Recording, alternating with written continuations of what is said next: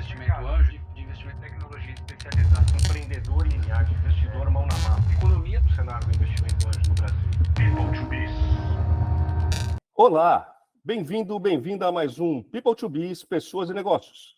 Você pode acompanhar nossas entrevistas pelo meu perfil no LinkedIn, Luiz Cláudio Alan, e nos canais da People to Biz no Spotify e aqui no YouTube. Neto de avô sírio e avó egípcia refugiados no Brasil após a Primeira Guerra Mundial, ele teve uma infância humilde e morou em um internato de crianças carentes judias. Começou a trabalhar como office boy aos 13 anos, na empresa dos tios, e chegou a CEO, cumprindo a missão de vender o negócio. Hoje, é empresário nos Estados Unidos no mercado imobiliário e tem como meta faturar $1 bilhão até 2027. Já foi piloto de Stock Car, narrador esportivo e, atualmente, também é sócio de uma locadora de motorhomes, além de estar começando uma nova empresa de educação corporativa. Nosso entrevistado desta semana é André Dweck, sobrinho de Tuf e Isaac, fundadores do grupo de moda Fórum Triton, adquirido em 2008 pelo grupo AMC Têxtil. Após passar 20 anos no negócio familiar e sacramentar a transação de venda, André decidiu se mudar para os Estados Unidos e fundou, em 2012, em sociedade com Carolina Lara e Tuf, a Dweck Lara Realty, imobiliária que atua no mercado de luxo e foi comprado em 2020 pela One Sotheby's International Realty. Enquanto escrevia o livro recém-lançado Potência Empreendedora, André fez uma regressão para lembrar quando se descobriu um empreendedor nato. E ele conta, foi aos 8 anos, quando eu morava no internato. Lá eu tinha organização, disciplina, metas. Foi uma escola de vida muito grande. Confira agora os principais trechos da entrevista. É uma história familiar mesmo, né? Se mistura um pouco com a vinda dos meus avós, né? Após a Primeira Guerra, meu avô sírio, família da minha avó do Egito, então a família, meu avô era mascate, então sempre envolvido no ramo de tecelagem, né? Meu tio Isaac, que era um dos fundadores da Fórum, trabalhava numa empresa de máquina de costura, e o Tufi sempre autodidata, né? Desenhando para os amigos, fazendo camiseta na escola, e a Triton, que foi a primeira marca, começou em 1975. Eu era pequeno ainda, né? Mas eu lembro da pequena fábrica ali na Rua Siqueira Bueno, na Moca, no bairro da Moca, né? Nossa família tem origem ali do bairro da Moca, em São Paulo. E depois, em 81, foi criada a marca Fórum. Eu comecei a trabalhar na companhia em 87. A companhia já tinha um tamanho pequeno para médio, né? A Triton ainda não tinha lojas próprias, só no atacado. E a Fórum, se eu não me engano, tinham 3 lojas nessa época. Estava começando no varejo. E, logicamente, né, eu me desenvolvi junto com a empresa, né? Empresa familiar, mas a gente crescendo e profissionalizando, sempre teve uma visão de muito longo prazo, né? O Tufi e o Isaac, meus 2 tios, que eram sócios, muito bem divididas as funções, né? O Tufi, o design, o cara de varejo, de marketing, de produto, e o Isaac tocava a parte das fábricas, né? Na época ainda tinha fábrica, e depois terceirizou, também a parte administrativa, financeira, a parte toda, vamos falar assim, estrutural e burocrática. Então, era o casamento perfeito, e eu tive aí a sorte de ter 2 bons professores, né? Durante minha vida toda, e em 18 anos eu passei por 18 cargos até chegar ao cargo de CEO da companhia com 33 anos de idade. Era muito jovem, mas já tinha 20 anos de experiência trabalhando na empresa, então esse foi o meu começo. Você começou como estagiário? Qual era a tua função? Office boy. Todo mundo mandava, vai lá comprar um negócio, vai buscar não sei o quê. Então, foi uma experiência muito boa, porque eu tinha, entre aspas, subordinação para muita gente, né? E, logicamente, sempre bom relacionamento, né? Eu era moleque, imagina, eu estava ali trabalhando e me divertindo ao mesmo tempo, né? Porque eu gostava, né? Tinha um baita orgulho de chegar na escola e falar assim, eu trabalho na Fórum, né? Para mim era muito satisfatório, independente do cargo que eu estava. Foi com 15 anos, então, que você... 13 anos. 13 anos. Muito bom, começou cedo. E a história familiar é uma história de luta, né? Assim, refugiados da guerra chegaram aqui no Brasil, provavelmente numa condição social mais desafiadora, né? No mínimo, né? De onde veio essa veia empreendedora? Que aprendizados que a Fórum te trouxe ao longo dessa jornada? Fala um pouco mais aí dessa veia empreendedora da família, se você lembra da tua infância, de como era e como é que foi essa virada aí da família. A gente, por não ter condição, né, financeira, social, enfim, econômica, os meus tios e a minha mãe, eles moraram num internato de crianças carentes judias, chama Lar das Crianças da Congregação Israelita Paulista. Basicamente, era um casarão que as crianças moravam lá, né? De domingo até sexta-feira, estudavam desde a parte de, vamos falar assim, ensino básico, né? Em parcerias com escolas públicas, a parte de história judaica, a língua judaica, né? O hebraico, e religião. E, logicamente, toda a comunidade judaica, né? Então, eu fui o único neto, né, da segunda geração, vamos falar assim, que eu peguei a fase ainda mais simples da família, mais humilde, e eu morei também nesse lar das crianças. O Eduardo Vilela, que foi meu book advisor, né, me perguntou, quando você descobriu que você era empreendedor? E aí a gente começou a voltar, né? Falei, pô, será que foi com 16 anos? Será que foi com 15? E aí eu descobri, né, que foi com 8 anos de idade, porque lá eu tinha a meta, eu só assistia televisão uma vez por semana se eu tirasse notas boas na escola. A gente tinha muita disciplina, muito horário, muita organização, a gente tinha que se virar para arrumar nosso quarto, lavar nossa roupa. Estou falando com 8 anos de idade, né? Então, foi uma escola muito boa e ali que eu descobri realmente que a veia ali da família, né, de empreender, quando eu comecei a trabalhar, a minha base foi muito sólida, assim como meus tios e minha mãe, que também moraram lá. Então, ali foi um começo de tudo. No princípio, começaram com tecelagem, vendendo mais no atacado, e de repente vocês construíram uma marca, pode dizer que era uma marca de luxo, né? Enfim, estava no shopping, tinha suas próprias lojas.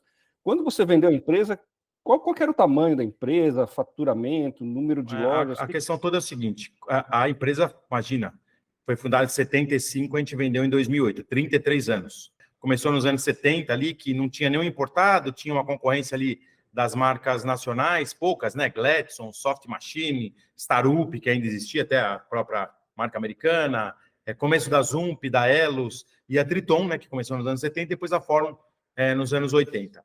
E aí, nos anos 80, sim, aí um pouco mais o mercado mais de moda, e que meu tio, né, muito gênio, né? Eu sempre falo que o Tufi, eu tive a oportunidade de trabalhar com um gênio, autodidata. Nem ele nem o Isaac estudaram, fizeram faculdade, aprenderam tudo numa época analógica, que era muito mais difícil de você ter informação, né? Como a gente tem hoje, né? Na internet, e conseguiram construir um branding na época que nem se falava nisso. Não era uma marca, era um conceito, era o desejo das pessoas, e realmente a gente conseguiu alcançar até o mercado de luxo. Quando a gente vendeu a companhia, para você ter uma ideia, a gente já tinha 4 marcas, que era a Triton, que era a marca mais jovem, né? E o forte mais a malharia. A Forum, que era a marca mais conhecida, assim, o jeanswear. Aí criamos uma marca intermediária, que era Forum Tufi Dweck, que era o mais luxo mesmo, nos principais shoppings, lojas de rua. E uma marca internacional, que era a marca Tufi Dweck, que tinha um showroom no Soho, em Nova York, e 100 pontos de venda no exterior. Então, a gente tinha mais de 100 lojas entre próprias e franquias, quase 1.000 pontos de venda multimarca e 100 pontos no exterior.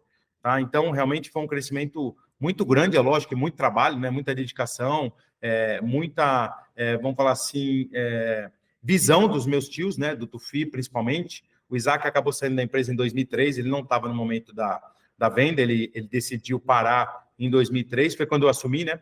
A direção da companhia.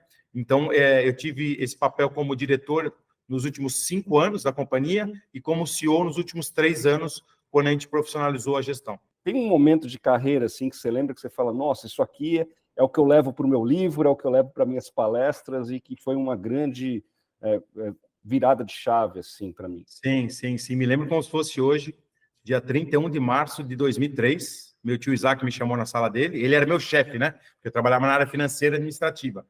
Ele me chamou e falou, tenho 2 coisas para te falar. Falei, fechou a porta, me serviu um café, assim, bem informal. Sentamos no sofá, sabe? Não era uma reunião, né? E ele falou, olha, você lembra que eu te falava que eu tinha uma vontade de me aposentar com 50 anos de idade? Pois é. Esse momento chegou, tal, né? E você está aqui há tanto tempo, né? Estudou bastante, cresceu junto com a empresa, se dedicou, né? A tua vida inteira. Eu estava com 30 anos de idade e o Isaac com 50. E ele falou assim, tenho 2 coisas para te falar. Primeiro, né, a partir de 1º de julho, você vai ser o diretor administrativo financeiro. Na época não se falava C-levels, né? Aí ele falou assim, aí eu estou me aposentando. Eu vou parar, eu decidi cuidar dos meus filhos, eu decidi tocar meus negócios, minha missão aqui na empresa, nesses 33 anos, já foi cumprida. E eu falei assim, como assim, Isaac? Ele falou, não, o Tufi vai ser dono 100% da companhia e você vai estar do lado dele fazendo a gestão da parte operacional. Eu falei, pô, Isaac, mas como assim que eu não sou sócio dele, né? Eu não tenho autonomia? Ele falou, olha, rei morto, rei posto. Eu, quando comecei essa empresa junto com o seu tio, a gente tinha 20 anos de idade, a gente não tinha a formação acadêmica que você tem, a gente não tinha a experiência de 18 anos que você tem, entendeu? E a gente não entendia tanto nesse negócio como você entende hoje. O que eu pensei nessa hora, né? Eu coloquei a pressão, falei, olha, se daqui para frente a empresa ir bem, vão falar assim, nossa, o Tufi é mais gênio do que ele é, porque mesmo sem o irmão dele que era o cara, o cérebro da companhia, o Tufi era o coração e o Isaac era o cérebro, o Tufi conseguiu performar, conseguiu crescer mais ainda. Se o negócio não der certo, vão falar assim, olha, quem foi o cara que ficou no lugar do Isaac? Porque quando estava o Tufi, Isaac foi bem. Então, eu tinha essa consciência de falar assim, olha, a pressão é grande. Então, voltei a estudar para fazer um MBA, aí fiz um projeto para o Tufi, eu lembro, lógico, contratamos algumas consultorias, que era realmente profissionalizar a gestão com governança corporativa, conselho de administração, uma empresa de capital fechado, hein? Não é que tinha, e sem sócio. E o nosso projeto era abrir capital em 2010. Então, esse dia realmente foi um dia que eu falei assim, nossa, agora realmente chegou o meu momento de ser um executivo, de implantar tudo aquilo que eu aprendi, não só na faculdade, mas também nesses 18 anos de companhia, e tendo o aval do Tufi, né? Tanto que a empresa não deu tempo de abrir o capital. A gente foi abordado por alguns fundos e algumas companhias e acabamos vendendo a companhia em 2008, mas para mim foi a melhor fase esses últimos 5 anos, onde eu fiz o MBA da minha vida, vamos falar assim. E tomar a decisão de vender um negócio familiar que vocês construíram com tanta paixão não deve ter sido fácil, né? Um processo bem complexo, vamos falar assim, né? De vender lojas, matriz, estoques, marcas, o próprio nome do Tufi, que era uma marca, né? E logicamente, uma história de 33 anos, né? Então, mas foi bem bacana o processo e eu falo para poucas pessoas, né? Mas eu tenho muito orgulho de ter tido a oportunidade de participar e de conseguir fazer dar certo, porque depois a gente viu que muitas marcas no Brasil, infelizmente, não tiveram o mesmo caminho que as nossas marcas. E aí veio essa decisão de, então, mudar para os Estados Unidos com a tua família, e aí você decide empreender no mercado imobiliário, fundando em 2012, acho que em 2012, né, a Dweck Realty. Isso. Que é uma imobiliária que teve como foco inicial atender os brasileiros que desejavam se mudar lá para os Estados Unidos, não é isso? Exato. E aí, em 2020, a empresa foi adquirida pela One Sotheby's International Realty. Isso. De onde veio a ideia de entrar no mercado imobiliário e o que diferenciou seu modelo de negócios a ponto de atrair uma grande empresa internacional? Qual foi o pulo do gato aí no mercado imobiliário americano? Então, a ideia foi exatamente oferecer para os brasileiros aquilo que eu não tive quando eu queria mudar para lá, que era uma estrutura quase verticalizada, mas um full service, de falar assim, olha, o imóvel é um detalhe, é um commodity. O que eu posso oferecer de solução se o Luiz me perguntar como que eu faço para morar nos Estados Unidos? Aí, as questões tudo aquilo que eu passei e eu aprendi sozinho é juntar um time de profissionais para que eles pudessem dar assessoria para essas pessoas que viessem com essa ideia, com essa intenção de primeiro investir e depois se mudar para os Estados Unidos. Eu montei aí um time, junto com a minha sócia, né, Carolina Lara, de profissionais mesmo das áreas de imigração, planejamento pré-migratório, planejamento tributário, financeiro, educacional, familiar, parte de saúde, de seguro de vida e de negócios também, né? De dar assessorias para as pessoas que querem trabalhar ou querem empreender. E aí o imóvel ficava por último. Então, eu nunca pensei como um corretor de imóvel. Sempre pensei como empresário e como um facilitador. Então, a gente começou a ganhar muita visibilidade e, logicamente, performance, né? Porque aí, quando você dá o serviço sem cobrar nada, tá? A gente dá o serviço sem cobrar nada, só em troca da fidelidade dos clientes, de caso eles decidam se mudar ou investir ou comprar um imóvel nos Estados Unidos, fosse com a gente. E aí a empresa cresceu bastante. Aí, em 2019, a gente foi assediado por 3 companhias americanas e essa companhia global, né? Que é a One Sotheby's, faz parte de um grupo global, que é a Sotheby's International Realty, né, empresa de capital aberto, está em 80 países. Essa associação, vamos falar assim, eles compraram a nossa companhia, compraram a nossa marca, mas só que a gente entrou dentro da companhia como um time de brokers brasileiros. Eu e minha sócia, então mudou de Dweck Realty para Dweck Lara Group. Inclusive o Tufi foi meu sócio na Dweck Realty, meu e da Carol, e aí a gente montou esse time de brokers, de corretores brasileiros, prestando o mesmo serviço, só que com amplitude, né, de poder atender em vários países. E aí foi realmente onde a gente conseguiu crescer bastante, foi um mês antes da pandemia, fevereiro de 2020, tem 3 anos e meio que isso aconteceu e foi a melhor decisão da nossa vida. E esse modelo que eu vou chamar um modelo de Cicerone, né, de receber os brasileiros, de ajudar, que não é fácil mudar, é sempre uma complicado, ainda mais para outro país, ainda mais para um país como os Estados Unidos, né? Ele tinha uma representatividade importante no faturamento da empresa, ou ele acabava funcionando mais como um motor aí para o negócio imobiliário? A gente está no mercado há 11 anos, a gente passou a barreira de 2.000 imóveis comercializados nesses 11 anos e a gente assessorou mais de 500 famílias. Então, você vê que mais de um quarto desse volume foi para pessoas que se mudaram para os Estados Unidos. Tá? Então, isso é uma coisa que deixa a gente até muito orgulhoso, né, de poder contribuir com a comunidade brasileira que tinha um sonho, assim como eu tinha, né, de morar nos Estados Unidos. Teve vários aí perfis de clientes que a gente conseguiu assessorar nesses últimos 11 anos, mas 500 famílias é muita gente e muita responsabilidade. Muito bom. E isso acabou ajudando muito a tornar você também conhecido aqui entre os brasileiros, mas no final do dia você continuou e continua como um executivo da companhia. Essa é a tua posição hoje? Não sei se é executivo, se é sócio executivo, mas você ainda está no dia a dia da operação da companhia. Na verdade, eu não sou um executivo, eu tenho um contrato de autônomo mesmo, né? Uhum. Um contrato de um agente imobiliário, lógico que exclusivo para a One Sotheby's International Realty, né? Um contrato longo, onde a gente tem a responsabilidade de liderar um time de corretores brasileiros e fazer a conexão entre os brasileiros de outros países, tá? Então, a gente fez aí muita conexão, principalmente com o Brasil, né? Que tem uma subsidiária, uma franquia, né? Da One Sotheby's, que é a Bossa Nova. Temos uma relação excelente com eles, geração de negócios, de conteúdo, treinamento, eventos.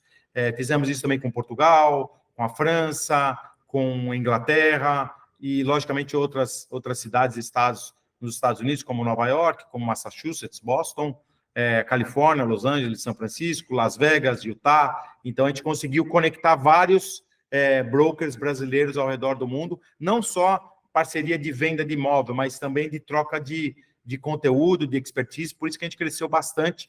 E também perante os americanos, porque os americanos, quando eles compraram a gente, eles falaram assim, olha, a gente tentou operar sozinho com os brasileiros, mas a gente não consegue. Não é questão da língua, é questão da cultura. Porque os ciclos dos brasileiros de compra são mais longos. Sim. Você tem uma ideia, né? Ontem a gente vendeu um imóvel que a gente estava atendendo um cliente desde 2014. Nossa. 9 anos. O americano não tem essa paciência. O corretor, por si só, independente de ser americano ou não, é uma profissão que pensa no curto prazo, porque ele precisa da comissão para viver, então ele não vai esperar nem 9 meses, quanto mais 9 anos, né? Então, e a gente tem esse plano de longo prazo de entender o momento. O cliente acabou comprando essa propriedade agora, que era a propriedade dos sonhos dele, porque ele vendeu uma parte da empresa dele. A gente chegou a bater 200 imóveis de venda, hoje a gente vende na média entre 120 e 150, porque o nosso ticket médio aumentou, né? A gente entrou no mercado de luxo, mas imagina que a gente tem uma máquina girando ali e atendendo esses clientes ainda que não estão prontos. Então, o nosso negócio, o crescimento sempre de uma maneira orgânica, uma boa parte, né, 70%. Por quê? Porque a gente presta um bom serviço. Esse cliente, por exemplo, esse casal, eles indicaram para nós várias pessoas e eles não tinham comprado até agora. Eu li aqui numa matéria na Exame que no ano passado vocês estavam com faturamento em torno de 103 milhões de dólares e a estimativa de vocês é chegar a 200 milhões de dólares. Já chegaram esse ano? Vão chegar no ano que vem? Quais são as metas aí de vocês? Na verdade, a meta é maior. O nosso contrato com a One Sotheby's, eu aprendi com os americanos, né? O brasileiro tem vergonha de falar de números, né? Ou às vezes até não fala por questões de segurança, né? Então, e o americano ao contrário, né? Ele fala do número não é para se mostrar, mas é para incentivar as pessoas, para inspirar e ter uma competição sadia, né? Como no esporte, né? No esporte, você tem uma competição. E eu gosto muito de esporte, então me adequei muito ao sistema americano. E quando a gente vendeu a companhia, a gente colocou uma meta de vender $1 bilhão até o final do contrato, tá? Então, no ano de 2027, então vamos falar que a gente está no meio, a nossa meta é vender $1 bi. desses 11 anos de companhia, até 9 anos de companhia, a nossa maior venda tinha sido 5 milhões. Uma vez. Nos últimos 2 anos, a gente vendeu imóveis de 18, de 15, de 9, de 8, de 7, de 6, assim, normal. Por quê? Porque até você chegar lá, o cliente de alta renda, de mercado de alto luxo, ele não confia em alguém que não tenha comprovado uma performance nesse padrão de imóvel, nesse nível de serviço e também, lógico, nos números, né? Então, isso é uma coisa, o mercado americano exige isso, né? Então, depois que a gente passou essa barreira, aí sim a gente começou a ter uma consistência a mais nesse mercado, tanto que a nossa venda, ela mais do que dobrou a venda média, tá? Antes da gente vender a empresa, era em torno de 700 mil, a gente passou para 1,5 milhão, e eu e a minha sócia, porque tem o nosso time, né, que performa, mas tem eu e ela como nossos clientes. A nossa média ano passado foi 4 milhões de dólares. É uma média bem alta. Logicamente que a gente atende o cliente lá de 300 mil, de 400 mil, de 500 mil, de aluguel. O nosso maior cliente começou com um aluguel de 5 mil dólares. E foi o que a gente vendeu o apartamento de 18 milhões e meio no ano passado. Opa. Então a gente conseguiu dar essa pivotada aí no modelo de negócio e se posicionar no mercado de luxo internacional. E não é só o brasileiro, né? Porque daí você está concorrendo lá com os grandes americanos, né? Com os europeus, né? Os sul-americanos. Então foi muito bacana. A gente está falando de uma meta aí bastante arrojada de quintuplicar o faturamento em 4, 5 anos, é isso? Sim, sim. E o que acontece em 2027, quando esse contrato termina? Vocês renovam? Aí o futuro vai dizer, né? Porque não tem nada definido ainda. Não tem, porque o futuro vai dizer, assim, a gente está super feliz na companhia, né? Eu acho que a gente aprendeu bastante, né? Eu, principalmente, me desenvolvi muito na questão do mercado global. A minha visão, o meu expertise, a minha experiência aumentou, assim, nos últimos 2 anos. Eu tenho 37 anos de experiência de trabalho. Os últimos 2 anos, eu posso falar que eu aprendi mais do que os últimos 35. Por questões óbvias, né? Por estar em outras culturas, por trabalhar em outros países, por fazer viagens de negócio, participar de eventos que antes eu não tinha nem oportunidade, não era nem convidado, né? Porque são eventos fechados, né? Nesse grupo mais elitizado, né? Global. Então, eu aprendi bastante e a gente pretende continuar na companhia, né? Não temos nada contra continuar. Muita gente me pergunta, fala, pô, mas antes era dono de uma boutique e agora você não é mais dono. A questão não é ser dono ou não, né? O modelo de negócio, quando você é um agente autônomo, no mercado financeiro também acontece isso, né? Você tem lá a tua boutique dentro de uma companhia global, né? Então, você tem teu time que você roda, você só não tem a estrutura, que é uma coisa que eu não queria mesmo, né? De ter escritório, operação, financeiro, parte contábil, responsabilidades operacionais, que isso daí é da companhia, né? Então, basicamente, a gente é responsável por marketing e vendas, né? E, logicamente, a captação e geração de conteúdo, né? Que é uma coisa que a gente fez bastante. Pra você ter uma ideia, no ano passado, eu e minha sócia, a gente montou uma startup de educação executiva, chama OneBRZ Group, né? O OneBRZ de 1BRZ, né? De brasileiros número 1, né? E a gente começou a fazer eventos de branding, de inovação, de negócios internacionais, logicamente também do mercado imobiliário, né? E a gente começou a dar curso até para corretor de imóvel no mercado de luxo. Muita gente falou assim, André, você está maluco, você vai treinar teu concorrente? Eu falei, gente, tem 3 milhões de corretores de imóveis nos Estados Unidos. Por que vocês acham que eu fiz um seminário para 18 corretores brasileiros? Por que você acha que esses 18 são nossos concorrentes e os outros 3 milhões não são? Antes de você vender, ainda antes de vender a Fórum Triton, você decidiu empreender em uma paixão que é o automobilismo, criando a Siciliano Dweck, a empresa de marketing esportivo. De onde veio esse teu envolvimento com o automobilismo? Você é piloto, né? Me parece, de estocar. E em que projetos a Siciliano esteve envolvida? Fala um pouco desse pra gente. Isso foi uma paixão desde garoto, né? De assistir as corridas do finalzinho de Emerson Fittipaldi, Nelson Piquet, Ayrton Senna, depois a Fórmula Indy, né? Que é uma categoria que é a minha paixão, né? Principal, até mais do que a Fórmula 1. E sempre está assistindo, mas, enfim, esporte mais caro do mundo, né? Para quem estudou, morou no internato, estava muito longe da minha realidade. Mas com 18 anos de idade, eu já trabalhava há 5 anos, comprei um kartzinho velho e eu e os amigos ia treinar na pista, com pneu velho, imagina, zero condição de competição, mas de começar a paixão. E eu sempre fui um cara que eu, por natureza, sempre fui muito envolvido com as coisas que eu acredito, tá? E no automobilismo, por exemplo, eu ia para a pista, eu ajudava desde o cara trocar o pneu do kart, alguém rodou na pista, ia lá, ajudava a empurrar, um outro piloto, carregar caminhão. Eu queria estar no meio da gasolina, ali no cheiro da borracha, tá? Isso acabou abrindo muitas portas para mim, né? De oportunidades. As pessoas falam, pô, o André é um cara legal, tá sempre ajudando aqui, ó, tem um pneu melhor, ó, tem um kart aqui sobrando, vai ter uma corrida em tal lugar, você não quer ir com a gente? E aí eu comecei a crescer dentro do automobilismo com a ajuda de amigos também. Um pagava o jogo de pneu, o outro dava gasolina, o outro pagava inscrição. E aí comecei a me envolver de uma maneira mais profissional. Corri de kart até 95, fui campeão, ganhei uma premiação, aí eu comecei a correr de Fórmula Fiat Uno, que era um campeonato brasileiro bem grande, passava ao vivo na Bandeirantes, tinha uma baita repercussão, consegui arrumar 18 patrocinadores naquela época, número 18 sempre na minha vida, né? O número 18 é o número da vida no judaísmo, né? E aí, cada um dava lá, um dava R$500, outro dava R$1.000, e conseguia juntar e correr. E depois, a mesma coisa até eu chegar na Stock Car, que, imagina, era um sonho muito distante, né? A principal categoria de automobilismo do Brasil. Eu tive a oportunidade de correr 2 anos e meio lá, final de 98, 99, 2000. Foi, inclusive, até bem interessante. Foi onde eu conheci minha esposa. Ela era repórter de um programa e me entrevistou. Eu sou o cara, fala que eu sou um cara com muita sorte, né? Eu tenho registrado o dia que eu conheci minha esposa ao vivo, né? Estava me entrevistando, entendeu? Porque estava entrevistando outros pilotos, obviamente. E eu conheci minha esposa e depois de alguns meses, a gente começou a namorar e estamos 22 anos casados já. E aí corri ainda de Fórmula Renault Clio. E aí em 2003, aquela passagem com o Isaac, quando eu assumi a direção da empresa, aí não deu mais para conciliar. E aí eu pensei bem, né? Falei assim, olha, agora é a chance da minha vida profissionalmente, entendeu? Aí eu tive que parar de correr em 2003. E aí o meu grande amigo, Vicente Cisliano Júnior, ele era meu companheiro de equipe na Copa Renault Clio, que tinha, né? E daí ele estava com a ideia de montar uma agência de marketing esportivo e eu queria continuar ligado no esporte, né? Entrei junto com ele, a gente começou a assessorar pilotos de Fórmula Indy, o Hélio Castro Neves, Tony Canaan, pilotos que estavam para entrar na Fórmula 1, como Luiz Razia, trabalhamos com o Ricardo Zonta na Stock Car, outros pilotos como o Ingo Hoffmann, imagina, o cara era uma referência, né?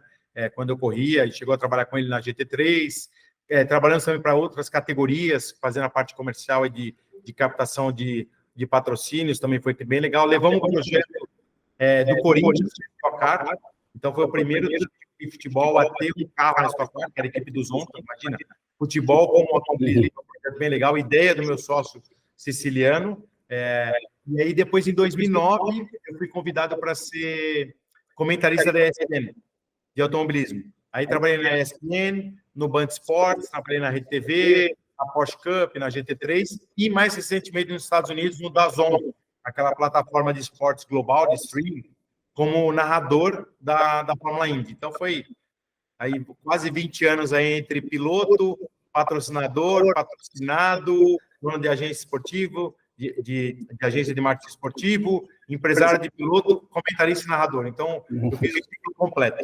Foi a melhor fase de diversão da minha vida. Você só saiu das pistas, né? Mas continuou acelerando aí no automobilismo, né? Exato. Na história. Nada como a gente trabalhar com uma grande paixão nossa, né? Exatamente. E aí em 2015 você também decidiu empreender em outro ramo que mistura o setor automotivo com o imobiliário, né? Que é a do EC Motorhomes. Exato. É uma locadora de motorhomes, né? Esse é um estilo de vida que tem muitos adeptos nos Estados Unidos, né? Sim, sim. Você costuma viajar em motorhomes? Nos fala mais sobre esse negócio. Foi daí que surgiu a ideia, né? Na verdade, o automobilismo também tem muita ligação com o motorhome, né? Os pilotos ficam na pista lá, fim de semana, é a casinha dos pilotos, né?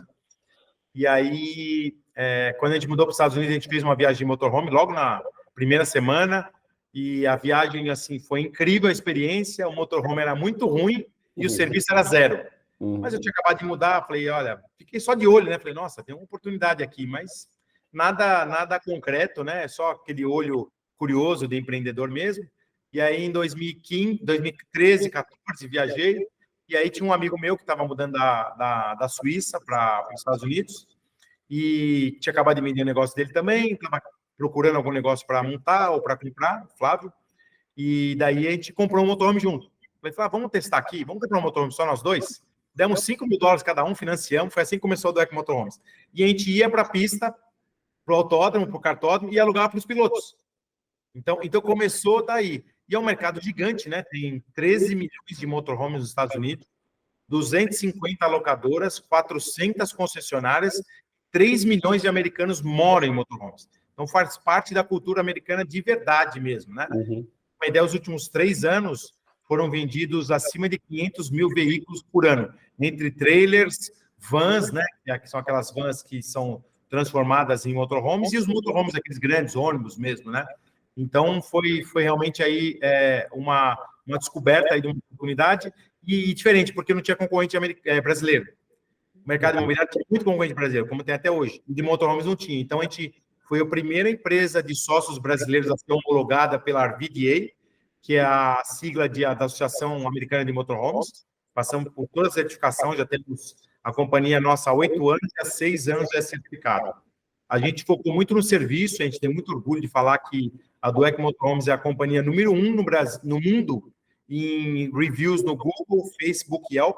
São aqueles depoimentos dos clientes, né, que dá a nota, 4,9 estrelas de 5 estrelas. Tá? E agora, recentemente, a gente lançou uma nova vertente, que é propriedade compartilhada. Vendeu um motorhome para 10 pessoas através de uma empresa, a gente faz a gestão e cada um pode usar 30 e poucos dias por ano. Então, também a gente acabou expandindo para essa área e é muito bacana. É o time sharing, né? Não é o time sharing, porque você é dono do motorhome. Você acaba sendo não é o dono. direito de uso, né? O time sharing é direito de uso. Esse não. Você tem 10% do veículo, tem lá o documento, lá tem 10 sócios, tá? Uma empresa com 10 sócios. E aí é como um investimento, você recebe o percentual correspondente da locação. Não, é para as pessoas usarem mesmo. Tá. Então, é propriedade compartilhada.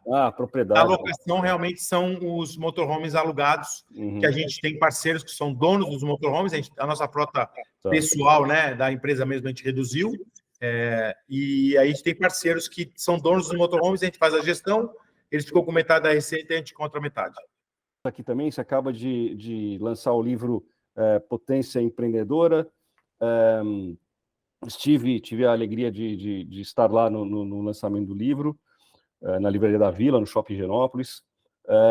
O livro ele traz lições da sua história empreendedora, não é isso? O que os leitores podem esperar do livro? Faça aí o merchan do livro para a gente. Não, ótimo. Obrigado por você ter ido lá me prestigiar. Foi realmente um dia de sonho, né? De poder colocar no papel 37 anos de experiência. O livro não é uma biografia, muito pelo contrário, compartilhando as experiências que eu tive desde que comecei minha carreira lá como office boy, com pouca condição, muita vontade e muita energia, pouco preparo também, né? Porque tinha vindo de escolas públicas, não tinha muita base acadêmica forte, mas alguns caminhos que eu usei, né? De coisas que deram certo e deram errado, até chegar a ser o CEO da companhia. Depois, logicamente, a experiência de microempreendedor, né? De virar a chavinha de ser executivo para empreendedor. E também as questões para eu ajudar os pequenos empreendedores, pequenos e médios, a alavancar seus negócios, que é basicamente o que eu faço hoje, né? Os meus negócios são negócios que não são gigantes, são pequenos e médios, né? Apesar dos números parecerem grandes, os Estados Unidos é um mercado muito grande, né? Então, eu sei onde eu estou posicionado, né? Com muita humildade, muito trabalho, a gente sabe que tem um caminho muito grande ainda pela frente, mas eu compartilho exatamente toda essa experiência e as pessoas que estiveram ao meu lado e as ferramentas que eu acabei usando, algumas que eu acabei criando mesmo, sem saber, porque quando você escreve um livro é uma experiência fantástica, né? Eu recomendo para todo mundo que tiver uma história para compartilhar, que queira ajudar as pessoas, que essa é a intenção do livro, né? É como se fosse uma mentoria em 222 páginas. Então, basicamente, o livro vai ajudar desde o universitário ou as pessoas que estão começando a carreira no nível júnior, até as pessoas do nível médio, gerencial, que querem chegar a um nível de diretor de companhia, os C-levels, e também os diretores, os executivos que querem empreender e às vezes não sabem como. Querem e têm o perfil, né? Porque também empreender não é para qualquer um, né? Então, aí o livro dá vários exemplos, né? Sempre na prática, o livro tem pouquíssimas contas, não são de coisas que eu li, mas são de coisas que eu vivo até hoje, né? O livro continua nas minhas redes sociais, né? Então, se você continuar lá, ele está continuando ativo, né? As coisas que eu sempre falo, que eu acredito, que eu compartilho, as coisas também que não deram certo, os cuidados que têm que ser tomados, e também para desmistificar a questão de empresário empreendedor, que precisa ter muito dinheiro, precisa ter muita experiência, precisa ter estudado em faculdade de primeira linha, precisa ter feito intercâmbio no exterior. Na verdade, eu quero trazer a pessoa mais próxima de uma realidade mais humilde, mais simples, tá? para não colocar aquele negócio do empresário tá lá, eu fui assistir uma palestra do Elon Musk e falar assim, olha, que legal, mas, nossa, é muito longe da minha realidade. Você acha legal, bate palma, mas você não conecta. A intenção do livro é exatamente ao contrário. É conectar com as pessoas e falar assim, olha, você pode fazer melhor do que eu fiz. Entendeu? Só tem que ter uma consciência de estudar mais do que todo mundo, do que a média, trabalhar mais do que todo mundo e entender que o processo de crescimento ele é longo. Então, você precisa ter muita paciência para vencer na vida, até porque o sucesso é muito relativo, né? Cada um vai ter o seu objetivo pessoal. Escuta, dentro dessa questão que você trouxe da humildade, de que todo mundo pode, né, ser um empreendedor, qual que seria, assim, a principal habilidade, a principal skill que você avalia que é essencial, assim, para que alguém seja um empreendedor bem-sucedido? O empreendedor se separa em duas partes, né? O intraempreendedor, que é você se desenvolver dentro da companhia que você trabalha, né? Que é a grande maioria, né? Que eu acho que está certíssimo, né? Não é que eu sugiro ou que eu estou aconselhando todo mundo a virar dono de empresa, mas eu acho que é a paciência e curiosidade. Então, esses foram as duas ferramentas que você não precisa fazer faculdade para aprender, não depende dos seus pais, não depende do bairro que você mora, não depende de quanto você tem no banco. Então, a paciência e a curiosidade para querer aprender e a paciência para entender que as coisas não vão acontecer na sua expectativa na maioria das vezes. E a minha ideia do livro foi exatamente o contrário, que as pessoas se identificassem como intraempreendedores, que é a maioria, né, que vão ser empregados, colaboradores, executivos, níveis de C-level, e também empreendedores para quem tem esse desejo, esse apetite, né, e o perfil de risco, né, porque empreendedor tem que ter um perfil de risco, que é uma coisa que eu soube trabalhar muito mentalmente, né, porque é muita roller coaster, né, como a gente fala nos Estados Unidos, muita montanha-russa, né, várias emoções. Dentre todos esses ensinamentos que você traz no livro, você falou aí de paciência, resiliência e curiosidade. Uma coisa que você trouxe ao longo da sua carreira, possivelmente já desde lá da Fórum, foi sempre investir em branding e relacionamentos de longo prazo. Aliás, um dos capítulos do livro trata justamente da importância da boa comunicação e colaboração com as pessoas para construir uma grande carreira. Em outros, você explora especificamente o branding pessoal. Na sua visão, qual que é a importância de trabalhar essas duas frentes? O marketing pessoal e o networking?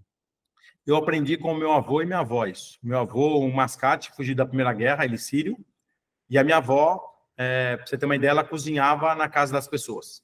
Não tinha um zero de educação, mas o meu avô me ensinou uma coisa, falava assim, menino, presta atenção numa coisa, você só tem uma coisa que é o seu patrimônio, que chama-se o seu nome. Se você tiver o seu nome, ele estava me falando de branding ali, sem saber.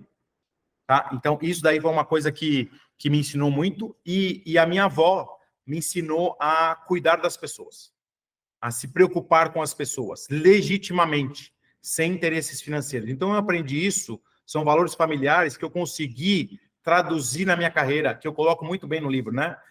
Modéstia à parte, e o Eduardo Vilela até que criou aí o termo networking voluntário, porque ele me perguntou, André, você é um cara bem conectado, tal, várias frentes, seus negócios crescendo, como que você faz networking? Eu falei assim, Edu, eu não faço. Eu não vou em evento de networking, eu não fico trocando cartão, entendeu? Eu tô lá, então você vê minha rede social.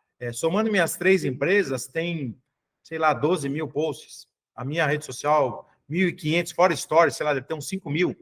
Entendeu? O que é ali? Prestando conteúdo, ajuda, as pessoas entram na mensagem direta, eu respondo todas. Eu nunca deixei de responder uma mensagem por WhatsApp, mesmo quando eu não consigo ajudar, e passar, falar assim, olha, procura tal pessoa, pesquisa nisso daqui. Então, realmente, eu acho que a questão de você se preocupar com as pessoas e estar disposto a ajudar, mesmo quando você não consiga, e não ter o interesse no relacionamento, né? Que hoje as pessoas olham muito o negócio antes das pessoas. O que você faz antes de o que você é. Então, eu aprendi que o que você é muito importante, porque o que você faz hoje, talvez você não faça mais amanhã. Eu era o André da Fórum. Eu tinha um sobrenome, André da Fórum. Eu saí da Fórum. Um monte de gente pode falar comigo. Por quê? Porque tinha um interesse na Fórum, não era no André. E aí eu tive que me reinventar. E aí eu descobri que realmente, falei assim, olha, o que eu não posso fazer, o que essas pessoas fizeram. Então, eu retrato isso, entendeu?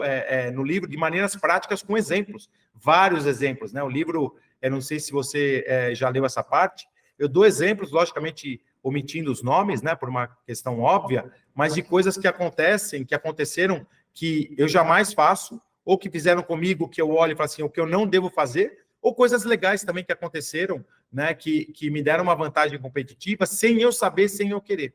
Então, acho que isso também é algumas lições que eu aprendi e que eu estou só compartilhando, né? Não tem nenhuma mágica, né? Não tem nada que eu inventei, foram coisas que aconteceram naturalmente, que eu aprendi com meus avós há 45 anos atrás, ou até um pouco mais. Bom, um dos grandes ensinamentos que a gente, ou um dos grandes aprendizados que a gente tem ao longo da vida é sobre o que não fazer, né?